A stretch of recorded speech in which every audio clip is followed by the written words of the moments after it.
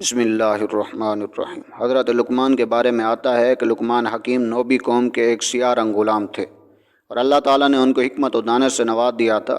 یہ بنی اسرائیل میں ایک شخص کے غلام تھے جس نے ان کو 30.5 مسکال کے عوض خریدا تھا۔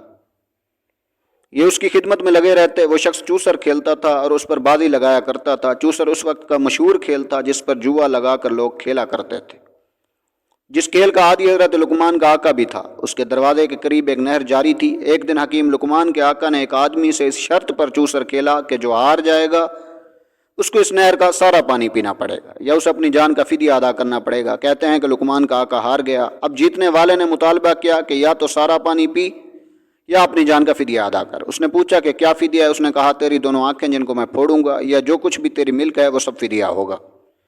لقمان کے آقا نے کہا کہ مجھے آج کے دن کی مہلت دو۔ اس نے منظور کر لیا۔ کہتے ہیں کہ وہ بہت غمگین اور پریشان تھا کہ لقمان لکڑیوں کا گٹھا پشت پر اٹھائے ہوئے آ پہنچے اور آقا کو سلام کیا، پھر گٹھا کو رکھا اور اس کے پاس آئے۔ اور اس کی عادت تھی کہ جب وہ حضرت لقمان کو دیکھتا تھا تو ان سے دل لگی کیا کرتا تھا اور ان سے حکمت کی باتیں سنتا اور تعجب کیا کرتا تھا۔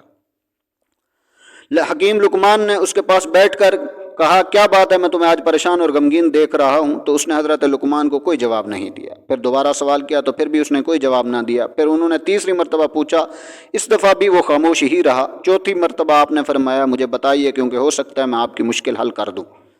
اب اس نے پورا قصہ سنا دیا۔ لقمان نے کہا کہ غم نہ کیجیے، میرے پاس اس کا حل موجود ہے۔ اس نے کہا وہ کیا ہے؟ آپ نے فرمایا کہ جب وہ تمہارے پاس آ کر نہر کا پانی پینے کا سوال کرے تو تم اس سے پوچھنا کہ دونوں کناروں کے درمیان کا پانی پیوں یا نہر کی لمبائی کا؟ تو وہ تم سے یقیناً کہے گا کہ دونوں کناروں کے درمیان کا۔ تو تم مجھ سے کہنا کہ میں پانی پینے پر آمادہ ہوں، تو لمبائی سے پانی کو روکے رکھ جب تک میں دونوں کناروں کے درمیان کا پانی نہ پی لوں۔ اور یہ اس کی طاقت سے باہر ہے کہ وہ پانی روکے رکھے۔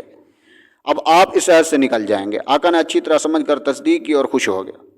جب صبح ہوئی تو وہ شخص آیا اور اس نے کہا کہ میری شرط پوری کرو۔ آقا نے جواب دیا کہ یہ بتاؤ کہ دونوں کناروں کے درمیان کا پانی پیوں یا لمبائی کا؟ اس نے کہا کہ دونوں کناروں کے درمیان کا۔ اب انہوں نے کہا کہ بہت اچھا، لمبائی کے پانی کو روک لو۔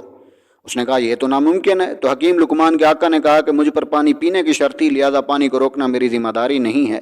تو وہ شخص اس بات کا کوئی جواب نہ دے سکا۔ یوں حکیم لقمان کا آقا اس بڑی مصیبت سے بچ گیا، جس سے خوش ہو کر اس نے حضرت لقمان کو آزاد کر دیا۔